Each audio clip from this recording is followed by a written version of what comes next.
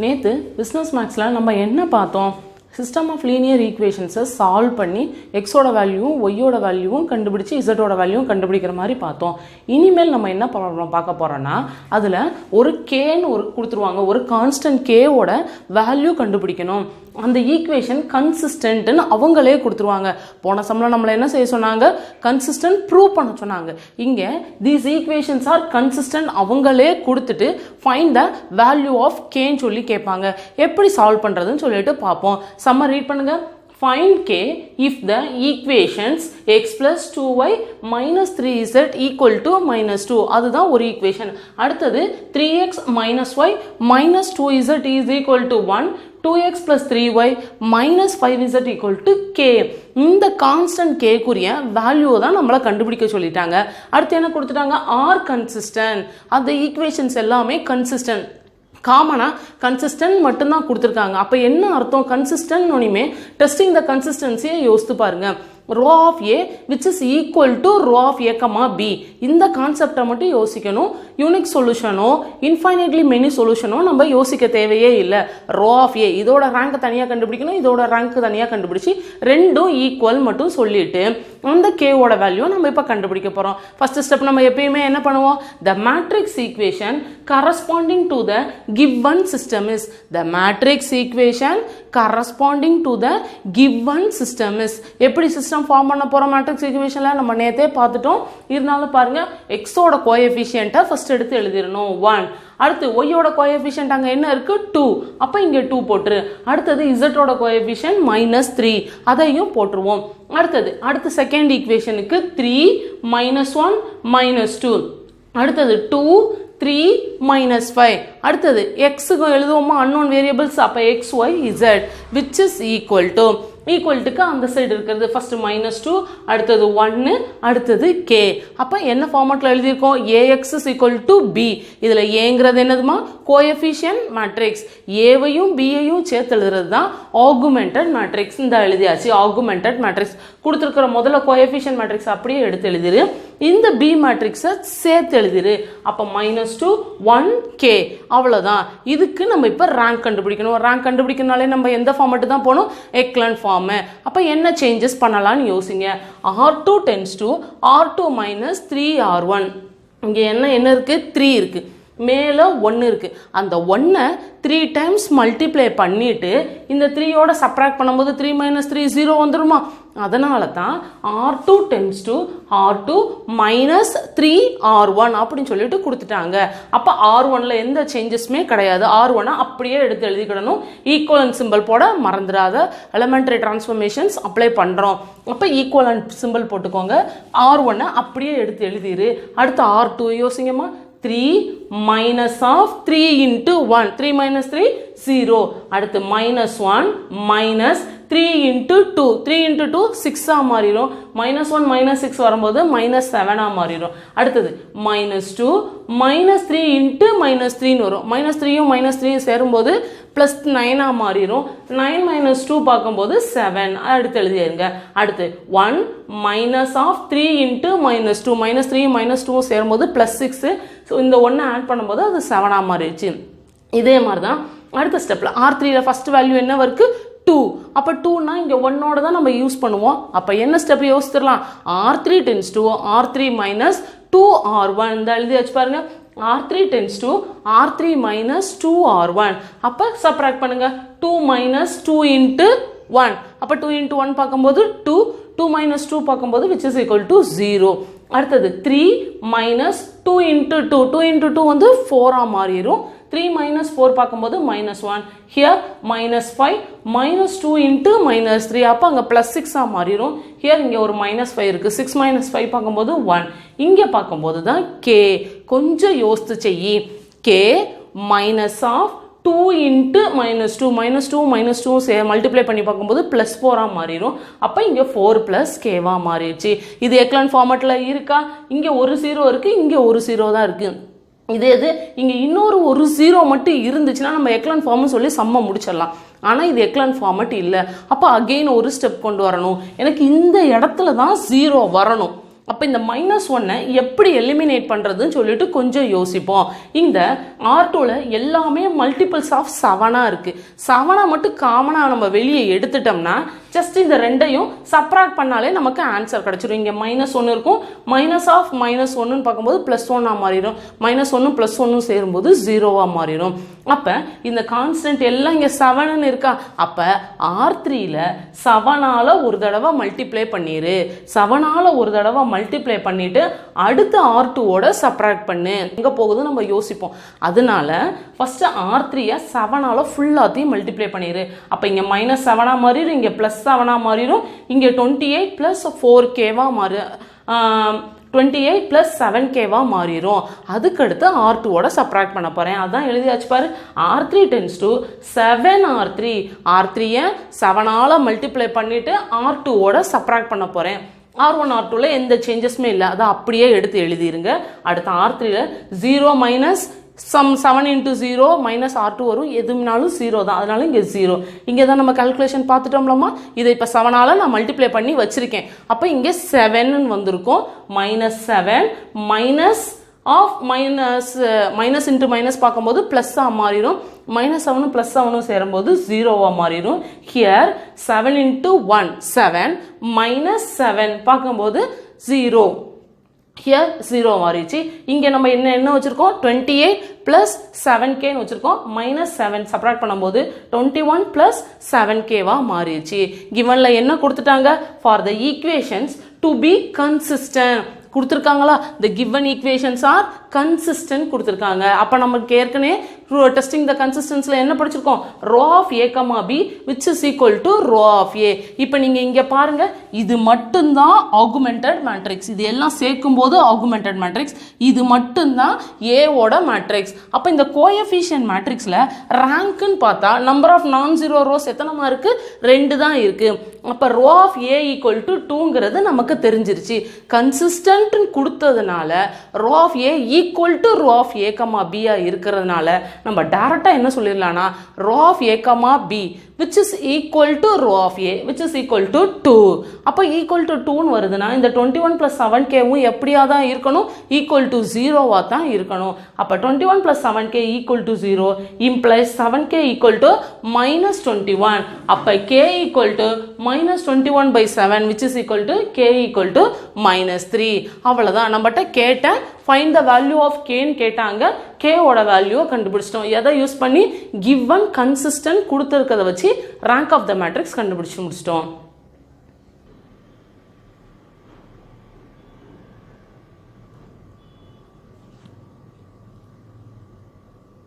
இப்போ ஒரு சம்மு பார்த்துட்டோமா. அடுத்ததான் ஒரு இன்ட்ரெஸ்டிங்கான சம் இப்போ நம்ம பார்க்க போகிறோம். ஜஸ்ட்டு ஏவோட வேல்யூவும் கண்டுபிடிக்கணும், பியோட வேல்யூவும் கண்டுபிடிக்கணும். ஆனால் அது கன்சிஸ்டண்ட்டாகவும் இருக்கும். No solution, infinitely many solution, இதெல்லாம் யூனிக் சொல்யூஷன், இதெல்லாம் நம்ம பார்க்க போகிறோம். ஓகேவா, சம்முக்குள்ள போவோமா பாருங்க. எக்ஸாம்பிள் 1.17 இந்த எக்ஸாம்பிள் தான் நம்ம பார்க்க போகிறோம். ரொம்ப இம்பார்ட்டண்டான சம்முமா. Investigate for what values of a and b. ஏக்கும் பிக்கும் வேல்யூஸ் கண்டுபிடிக்கணுமா. Then following system of equations. என்ன ஈக்குவேஷன்ஸ் கொடுத்துருக்காங்க பாரு. x + y + z = 6. அடுத்தது x + 2y + 3z = 10. x + 2y + az = b. இதுதான் கொடுத்துருக்கிற சிஸ்டம் ஆஃப் லீனியர் ஈக்குவேஷன்ஸ். இதில் ஏவும் பியும் கண்டுபிடிக்கணுமா. அதுவும் எப்படி இருக்கான் பாரு. ஹாவ் ஃபர்ஸ்ட் சப்டிவிஷன் என்னது, நோ சொல்யூஷன். ஃபர்ஸ்ட் சப்டிவிஷன் என்னது, நோ சொல்யூஷன். நம்ம இதுக்கு முன்னாடி பார்த்த ப்ராப்ளத்தில் ஜஸ்ட் கன்சிஸ்டன்ட் மட்டும் அப்படின்னு கொடுத்துட்டாங்க. அதனால rho of A which is equal to rho of a, b அப்படின்னு சொல்லி நம்ம சம்ம முடிச்சுட்டு போயிட்டோம். இங்கே 3 கேசஸ் கொடுத்துருக்காங்க. ஒன்று நோ சொல்யூஷன், இன்னொன்று யூனிக் சொல்யூஷன், இன்னொன்று இன்ஃபைனைட் நம்பர் ஆஃப் சொல்யூஷன்ஸ். இப்படி நீ ஒவ்வொரு கேசஸை பொறுத்து ஃபர்ஸ்ட் கேஸில் ஏவோட வேல்யூ என்னது, பியோட வேல்யூ என்னது, செகண்ட் கேஸில் ஏவோட வேல்யூ என்னது, பியோட வேல்யூ என்னது கண்டுபிடிக்கணும். அதே மாதிரி தேர்ட் கேஸ்லையும் நீ கண்டுபிடிக்கணும். ப்ராப்ளத்துக்குள்ள போவோமா. சொல்யூஷன் இப்போ ஏன் எழுதுகிற மாதிரி the matrix equation corresponding to the system of equations or the matrix equation corresponding to the given system is. எடுத்து எழுதிட வேண்டியதான். X coefficient first, y coefficient, இசட்டோட கோஎஃபிஷியன்ட் எடுத்து எழுதியாச்சா. அதே மாதிரி இந்த ஈக்குவேஷன்ஸ்க்குரிய x coefficient, y coefficient, z coefficient அடுத்தது இதே மாதிரி தான் எடுத்து எழுதிடணும். அடுத்தது அன்னோன் வேரியபிள்ஸ் என்னதுமா x y z A x which is equal to B. B எப்படி எழுதுவீங்க ஈக்குவல்ட்டுக்கு அங்கிட்டு இருக்கிறது 6 10 ஹியர் 10 ஸோ இங்கே 10 இங்கே இருக்கிறது B. AX is equal to பிங்கிறது ஃபார்ம் பண்ணியாச்சு. அடுத்தது ஆகுமெண்டட் மேட்ரிக்ஸ் ஃபார்ம் பண்ணிடுவோமா வாங்க. கொடுத்துருக்கிற கோஎஃபிஷியன்ட் மேட்ரிக்ஸை ஏவோட மேட்ரிக்ஸை அப்படியே இங்கே எடுத்து எழுதிருங்க. அடுத்தது ஈக்குவல்ட்டுக்கு அடுத்திருக்கிற 6 10 பி எடுத்து எழுதிடணும். என்ன ஃபார்மேட்டுக்கு நம்ம கொண்டு வர போகிறோம் எக்லன் ஃபார்மேட். எக்லன் ஃபார்மேட்டுக்கு கொண்டுட்டு வர போகிறோம். நம்ம எக்லன் ஃபார்மேட்டில் நம்ம நார்மலாக என்ன சொல்லுவோம் R1 வந்து 1 இருக்கணும்னு சொல்லுவோம். நல்ல வேலை இங்கேயும் 1 தான் இருக்குது. ஸோ நம்மளோட சம் வந்து கொஞ்சம் ஈஸியாக இருக்கும். அடுத்தது R2ல என்ன இருக்குமா 1 இருக்கு. அப்போ 1 - 1 பார்க்கும்போது ஈக்குவல் டு 0 வந்துடும். அடுத்தது R3 பாருங்க அங்கேயும் 1 இருக்கு. அப்போ R3 tends to R3 - R1 அதைத்தான் இந்த இடத்துல போட்டிருக்காங்க. R2 tends to R2 - R1, R3 tends to R3 - R1. R1ல எந்த விதமான சேஞ்சஸுமே இல்லை. அப்போ R1 எடுத்து அப்படியே எடுத்து எழுதிருங்க. அடுத்து R2 1 - 1 0 here 2 - 1 1 3 - 1 2 10 - 6 4 இப்போ எழுதியாச்சு. அடுத்து R3 பாருங்க R3 அப்போ R3 - R1ங்கும் போது 1 - 1 0 2 - 1 1 A - 1 here B - 6 இது வரைக்கும் முடிச்சாச்சு. இப்போ இது எக்லான் ஃபார்மேட்டில் இருக்கா இல்லை. இங்கே நம்பர் ஆஃப் ஜீரோஸ் வந்து 1 தான் இருக்குது. அடுத்த ரோவில் குறைஞ்சது 2 நாள் இருக்கணும். ஆனால் இங்கே ஒரு 0 தான் இருக்குது. அப்போ இந்த என்ட்ரியை நான் 0வா மாற்ற ட்ரை பண்ணணும். இங்கே அடுத்தது இங்கே பாருங்கள் 1 இருக்குது இங்கேயும் 1 இருக்குது. ஜஸ்ட் ரெண்டையும் சப்ராக்ட் பண்ணால் போதும். அதனால தான் நான் இங்கே என்ன எழுதியிருக்கேன் R3 tends to R3 - R2 R3 tends to R3 - R2. அப்போ இங்கே வாங்க R1லையும் R2லையும் எந்த சேஞ்சஸுமே கிடையாது.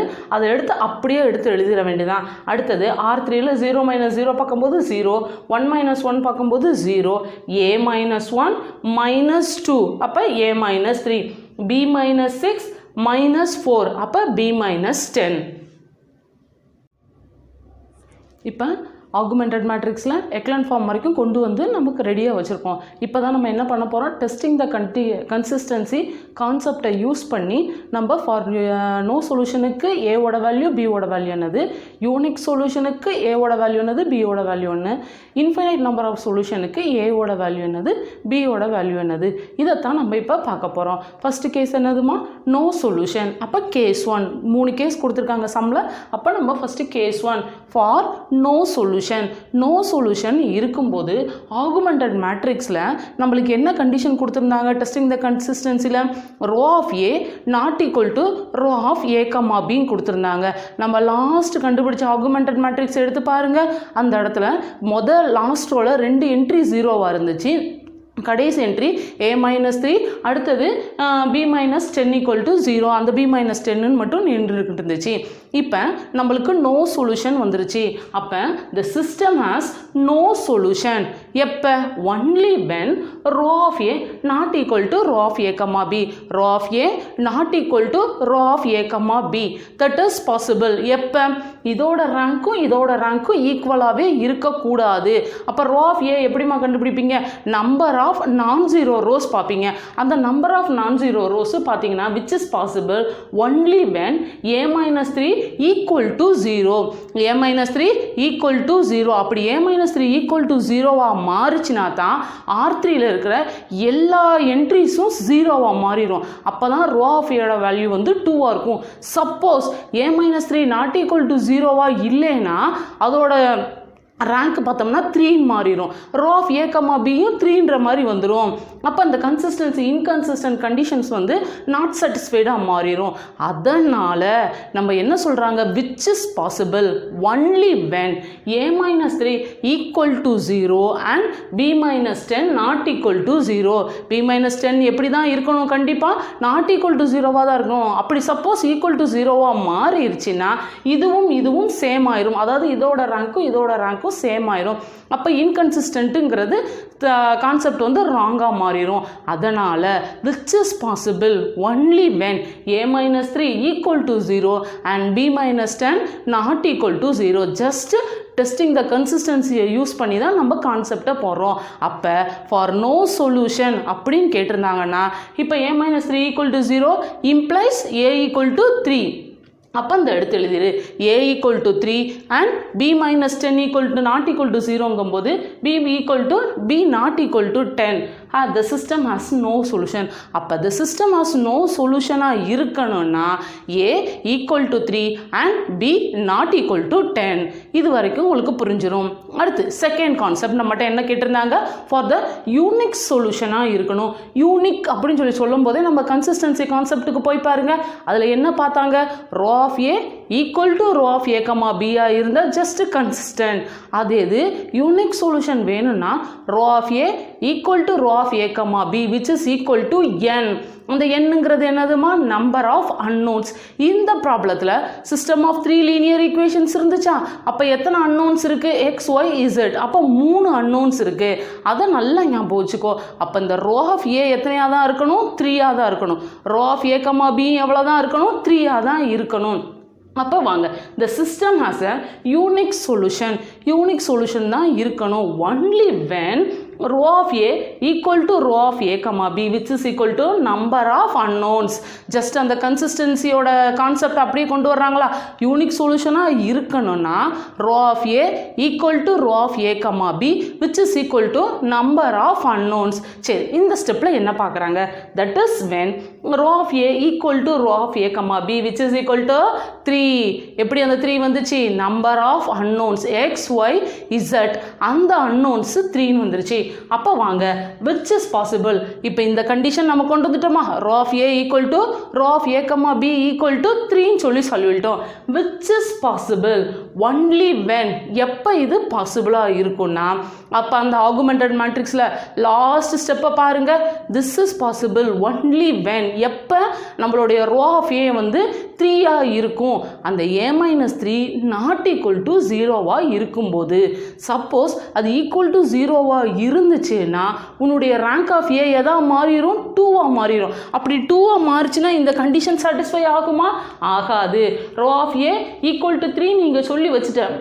அப்போ a-3 கண்டிப்பாக எப்படி தான் இருக்கும், நாட் ஈக்குவல் டு 0வாக தான் இருக்கும். a-3 நாட் ஈக்குவல் டு 0வாக இருக்கும்போது அந்த ஆகுமெண்டட் மேட்ரிக்ஸோட அந்த லாஸ்ட் என்ட்ரி என்ன பார்த்துருக்க, b-10, அதுவும் நாட் ஈக்குவல் டு தான் 0வாக இருக்கும். அது எனி ரியல் நம்பராகவும் இருக்கலாம். அதனால தான் a-3 not equal to 0 and b may be any real number. b 10 தான் இருக்கணும்னு அவசியம் இல்லை, விச் இஸ் ஈக்குவல் டுன்னு போட்டு ஒரு நம்பர் கொடுப்பேன். அந்த நம்பர் படி பார்க்கும்போது b எந்த ஒரு ரியல் நம்பராக இருக்கலாம், ஆனால் ஏ கண்டிப்பாக 3 கிடையாதுங்கிறத மட்டும் நம்ம கான்ஃபிடென்ட்டாக சொல்லலாம். அப்போ ஃபார் யூனிக் சொல்யூஷனாக இருந்தால் A not equal to 3 and B maybe the any real number, the system has a unique solution. முடிஞ்சிச்சா, 2 கேஸ் கம்ப்ளீட் ஆயிடுச்சு. லாஸ்ட் கேஸுக்கு வந்துட்டோம். லாஸ்ட் கேஸ் என்னதுமா, for an infinite number of solutions. Infinite number of சொல்யூஷன்ஸ்னா கன்சிஸ்டன்சியில் நம்ம என்ன பார்த்தோம், ரோ ஆஃப் ஏவும் ரோ ஆஃப் ஏ கமா பியும் ஈக்குவலாக தான் இருக்கும். ஆனால் நம்பர் ஆஃப் அன்னோன்ஸ் தான் அதிகமாக இருக்கணும், ரேங்க் வந்து கம்மியாக இருக்கணும். Rho of A which is equal to rho of A comma B which is less than n. அந்த கான்செப்டை தான் இங்கே யூஸ் பண்ண போகிறோம். For an infinite number of solution, இதுதான் நம்மளுடைய தேர்ட் கான்செப்ட். அப்போ உள்ள வாங்க, the system has a infinite number of solution only when, எப்போ இன்ஃபைனைட் நம்பர் ஆஃப் சொல்யூஷன்ஸ் இருக்கும், rho of A is equal to rho of A comma B which is less than number of unknowns. அன்னோன்ஸை விட rank வந்து சின்னதாக இருக்கும்போது தான் நமக்கு infinite number of solutions கிடைக்கும். That is possible. அப்போ என்ன எழுத வர்றாங்க, that is when rho of A which is equal to rho of A comma B equal to 2ஆக தான் இருக்கணும். ஏன்னா நம்பர் ஆஃப் அன்னோன்ஸ் நம்மக்கிட்ட ஏற்கனவே எத்தனை தெரிஞ்சிருச்சு, 3 தெரிஞ்சிருச்சு. சப்போஸ் இது 3ஆக இருந்தால், இந்த ரேங்க் 3ஆக இருந்தால் நமக்கு யூனிக் சொல்யூஷன் கான்செப்ட் போயிடும். ஆனால் நம்ம எந்த கான்செப்டில் டீல் பண்ணிக்கிட்டு இருக்கோம், இன்ஃபைனைட் நம்பர் ஆஃப் சொல்யூஷன்ஸ் இருக்கணும். அப்போ கண்டிப்பாக rho of A is equal to rho of A comma B which is equal to 2ஆக தான் இருக்கும். அப்போ அந்த ஈக்குவல் டு 2ஆக இருந்தால் நம்மளோட ஆகுமெண்டட் மேட்ரிக்ஸ் கண்டுபிடிச்சி வச்சுருக்கோம் பார்த்தீங்களா, அந்த இடத்த யோசித்து பாருங்க. கீழே வாங்க, தட் இஸ் வென் எப்போ a-3 ஈக்குவல் டு 0வாக தான் இருக்கணும். அப்போ தான் number of non zero rows எத்தனை தான் வரும்? 2 வரும். Suppose a-3 not equal to 0வாக இருந்தால் ரேங்க் எதா மாறிடும்? 3ஆக மாறிடும். therefore that is when a-3 equal to 0 and b-10 equal to 0. அதே மாதிரி தான் ஆகுமெண்டட் மேட்ரிக்ஸ் b-10 எதா தான் இருக்கணும்? 0வாக தான் இருக்கணும். அப்படி நாட் ஈக்குவல் டு 0வாக மாறிடுச்சுன்னா அதோட ரேங்க் வந்து எதா மாறிடும்? 3ஆக மாறிடும். நம்ம கான்செப்டுக்கு தப்பாக மாறிடும். அதனால் இங்கே எதாத்தான் இருக்கணும்? That is when a-3 equal to 0 and b-10 not equal to 0. அப்போ அடுத்தது பார்த்தீங்கன்னா இப்போ this implies a equal to 3 and b equal to 10. The system has an infinite number of solutions. ஒரு தடவை ரீகால் பண்ணுவோமா? சம்மில் என்ன கேட்டிருந்தாங்க? Investigate the values for A and B அப்படின்னு சொல்லிட்டு ஒரு 3 லீனியர் ஈக்குவேஷன்ஸ் கொடுத்துட்டாங்க. ஏவையும் பிஐக்கும் வேல்யூ கண்டுபிடிக்கணும் according to the 3 cases. First case என்னது? No solution. அடுத்த கேஸ் என்னது? Unique solution. அடுத்த கேஸ் என்னது? Infinite number of solution. As usual procedure படி முதல்ல லீனியர் ஈக்குவேஷனை மேட்ரிக்ஸ் ஈக்குவேஷனாக மாற்றணும். மாற்றிட்டு அதை எக்லன் ஃபார்மாக கொண்டு வந்துட்டு அந்த ரேங்க் வர ஸ்டெப்போட அப்படியே நம்ம நிப்பாட்டிட்டு அடுத்தது 3 கேசஸ் டீல் பண்ணோம். நோ சொல்யூஷன்னா என்னது? Rho of A not equal to rho of A comma B. அதே இது யூனிக் சொல்யூஷனா rho of A equal to rho of A comma B which is equal to number of unknowns deal பண்ணோம். அப்போ ஏவோட value வந்து என்ன வந்திருக்கு? A not equal to 3 and B belongs to ஆறுன்னு வந்துச்சு. அடுத்த கேஸில் நம்ம என்ன பார்த்தோம்? இன்ஃபைனைட் நம்பர் ஆஃப் சொல்யூஷன்ஸ் பார்த்தோம். அப்போ rho of A which is equal to rho of A comma B less than கண்டிஷன்ஸை யூஸ் பண்ணும்போது A equal to 3 and B equal to 10 for the infinite number of solutions. இந்த problem ரொம்ப இன்ட்ரெஸ்டிங்கான ப்ராப்ளமாக கான்செப்டை புரிஞ்சுட்டா ஈஸியாக செஞ்சிடலாம். இதே மாதிரி லாம்டா வச்சு எக்ஸசைஸில் 6th சம் இருக்குது. இன்றைக்கி நீங்கள் அதை ஹோம்ஒர்க்காக எடுத்துக்கோங்க. ப்ளஸ் இந்த சம்மை உங்கள் ஃபேவரட் நோட்டில் காப்பி பண்ணிக்கோங்க. Thank you students. நாளைக்கு ஒரு இன்ட்ரெஸ்டிங்கான டாப்பிக்கோட உங்களை நான் மீட் பண்ணுறேன். தேங்க்யூ.